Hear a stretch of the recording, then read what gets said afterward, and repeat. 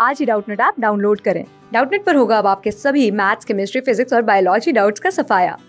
बस अपने क्वेश्चन की फोटो खींचो, उसे क्रॉप करो और तुरंत वीडियो सोल्यूशन पाओ। Download now. हमारे पास एक क्वेश्चन गिवन है जिसमें बोला गया कि मासलेस और इनएक्सटेंसिबल स्ट्रिंग है जो कि स्लिप नहीं कर रहा है पुली पे, और बोला गया कि वो पुली के ऊपर लपेटा गया है जैसा फिगर में दिखाया गया है। अगर सिस्टम को रिलीज कर दिया गया रेस्ट में तो स्टेटमेंट पूछा है, तो कौन सा स्टेटमेंट सही है, कौन सा स्टेटमेंट गलत है। तो स्टेटमेंट में क्या पूछा है, tension in the right side of the string is greater than that of the left side. Different statement पूछा है। तो हम सबसे पहले मान लेते हैं इस राइट साइड में टेंशन T1 है और इसमें टेंशन T2 है, और इसका एक्सेलरेशन A1 है, इसका एक्सेलरेशन ऊपर की तरफ A2 है। हमको कांस्टेंट के हिसाब से अगर इसका लेंथ x1 माने और इसका लेंथ x2 माने तो x1 plus x2 equal to constant होगा, और x1 का टाइम के रिस्पेक्ट में डिफरेंशिएशन यानी b1 आ जाएगा, और b2 इक्वल टू 0 होगा, कांस्टेंट का डिफरेंशिएशन 0। एक बार और डिफरेंशिएट करें तो यानी a1 plus a2 equal to 0 आएगा, यानी a1 equal to minus a2। अगर मैग्नीट्यूड वाइज देखें तो a के बराबर होगा। तो अगर हम इसको a के बराबर लिख दें, इसको a के बराबर लिख दें, तो आप इस पर हम एनालिसिस करें, फिर एबीडी देखें तो 7 kg पे ऊपर कितना लग रहा है, टेंशन लग रहा है, नीचे लग रहा है 7G ग्रेविटी के कारण, और नीचे आ रहा है। तो इसका फोर्स इक्वेशन कैसे लिखाएगा, 7G minus T1 equal to 7A। इस पे 4 kg पे ऊपर T2 लग रहा है, नीचे में 4G लग रहा है, और जा किधर रहा है ऊपर, तो ऊपर की तरफ लिखाएगा T2 minus 4G equal to 4A। अगर हम जोड़ लें, इसको जोड़ ले तो यहाँ से क्या बन जाता है, 7 में से 4 इस दोनों इक्वेशन 1 और 2 को जोड़ ले तो से यह मान ले इसको इक्वेशन 1 बोल दे, इसको इक्वेशन 2 बोल दे, और ऐड कर ले तो ये हो जाएगा 3G plus T2 minus T1 equal to 11A। इसको इक्वेशन 3 बोल देते हैं हम लोग। अब आगे देखते हैं आगे क्या लिख सकते हैं। अगर ये पुली स्लिप नहीं कर रहा है तो यानी इस पे कुछ टॉर्क लग रहा होगा, इस पुली पे टॉर्क लग रहा होगा तो ये अल्फा से घूम रहा होगा। अगर ये नीचे जा रहा है तो यानी T1 ज़्यादा होगा, और ये अल्फा से घूम रहा होगा, तो इस पे टॉर्क इक्वेशन लिखते हैं। तो टॉर्क इक्वेशन क्या लिख सकते हैं, T1 minus of T2 torque into R जो पुली का radius equal to I into alpha.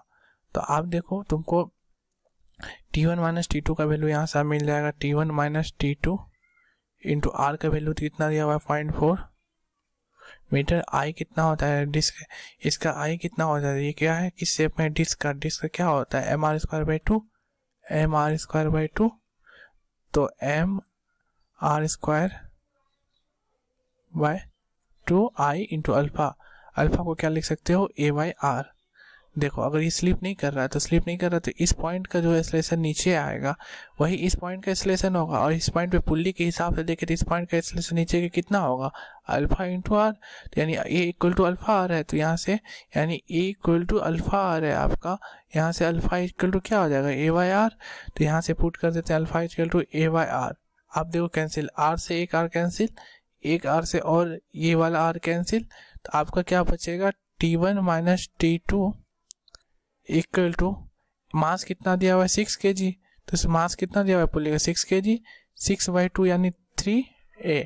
Equation 4 बोल देते हैं। अगर T1 माइनस T2 का वैल्यू पता है कितना 3A, तो इसको 4 को उठा के इसमें पुट कर देते हैं 3 में, तो क्या हो जाएगा 3G plus T2 minus T1। तो यहाँ से लेकिन तो माइनस 3A हो जाएगा ये, क्योंकि T1 माइनस T2 है, यहाँ पे हम पुट करें T2 माइनस T1, तो माइनस कॉमन के साथ माइनस 3A बराबर 11A। तो यहाँ से आपको ए कितना हो जाएगा 30/14, इतना आ गया आपका एक इतना मीटर पर सेकेंड।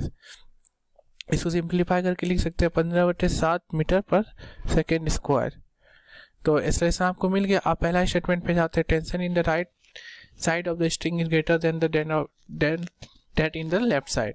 तो राइट साइड में हमने क्या माना था T1 और इसमें T2, T1 T2 निकाल देते हैं। अगर T1 निकालने के लिए हम आए तो इक्वेशन 1 का सहारा लेते हैं, तो इक्वेशन 1 का सहारा लेते हैं तो कितना हो जाएगा 7G minus 7A equal to T1 हो जाएगा। तो कितना हो जाएगा 7G minus 7A equal to T1। तो 70 minus 7 into 15/7 equal to T1। तो हो गया 70 माइनस 15 कितना हो गया 55 न्यूटन हो गया T1। और T2 निकालते हैं। T2 के लिए हम लोग इक्वेशन क्या यूज किए थे, यहाँ देख लेते हैं। T2 इक्वल टू क्या हो जाएगा, 4a plus 4g। T2 equal to क्या हो जाएगा, 4a प्लस 4 ऑफ g।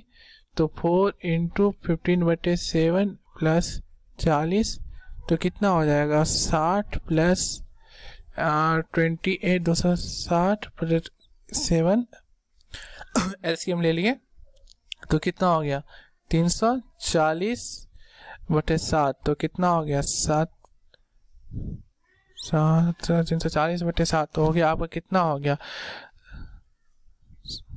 7 चौके 28, 6 37, सॉरी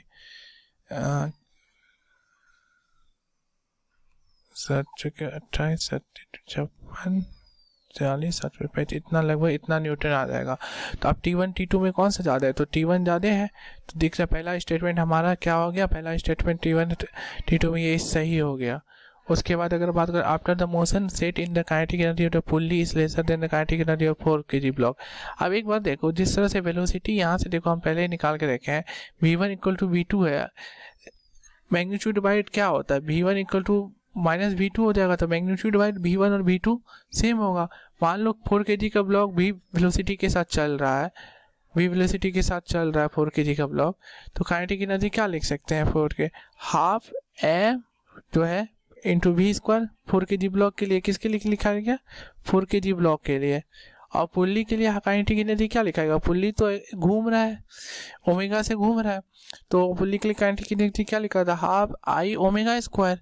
तो हाफ आई क्या होता है mr square by 2, mr square by 2 into omega square को क्या लिख सकते हैं V square by R square, R square cancel हो गया, तो 1/4 एम वी स्क्वायर। आप कंपेरिजन करते हैं तो वी स्क्वायर तो सेम है, तो m/4 का वैल्यू यहाँ कितना हो जाएगा, यहाँ पे है 6/4 यानी 3/2 यानी 1.5, यानी ये आ गया 1.5 वी स्क्वायर और ये 2 वी स्क्वायर आ गया। तो 4 kg का ब्लॉक का काइनेटिक एनर्जी ज़्यादा हो गया पुल्ली के हिसाब से, तो ये दिख ही रहा है, यानी स्टेटमेंट 2 भी मेरा सही है। The force exerted the hinge on the pulley is less than the 17g, यानी 170 न्यूटन से कम है कि नहीं। तो फोर्स हिंज में पुल्ली पे कितना फोर्स लगाएगा, तो उतना ही फोर्स लगेगा जितना T1 प्लस T2 होगा। T1 T2 अगर हम निकालना चाहे तो T1 हमारा कितना आया था 55 के आसपास, और T2 कितना आया था हमारा, T1 कितना आया था हमारे पास 55 न्यूटन, T2 कितना आया था हमारे पास 48.5 न्यूटन। अगर ऐड कर दो तो T1 प्लस T2 कितना हो जाएगा 0.585 तेरह मेरा का इतना न्यूटन, और ये 170 न्यूटन से कम है, तो स्टेटमेंट 3 भी मेरा सही है। बोल रहा है कि अगर 7 kg ब्लॉक सडनली स्ट्राइक करता है ग्राउंड और स्टॉप कर जाता है तो string on the left side will remain out. हाँ, ये देखने से मैं एनालिसिस करवा देता हूँ। अगर ये ब्लॉक चल रहा है, एक ब्लॉक है, एक ये पुल्ली है और ये 7 kg है और ये 4 kg है, ये 7 kg है और ये 4 kg है।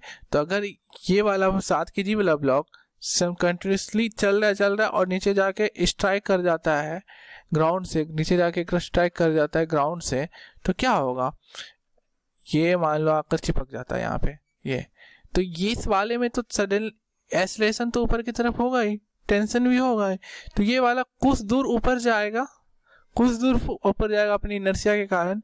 तब इनर्शिया के कारण ऊपर कौन ले गया, टेंशन तो है, मतलब तब जाके वो फिर यहाँ पे जाके वेलोसिटी 0 हो जाएगा, फिर इस क्योंकि इधर खींचने वाला कुछ नहीं, तब जाके वो फिर जाके वेलोसिटी 0 होगा, वो फॉल कर जाएगा नीचे।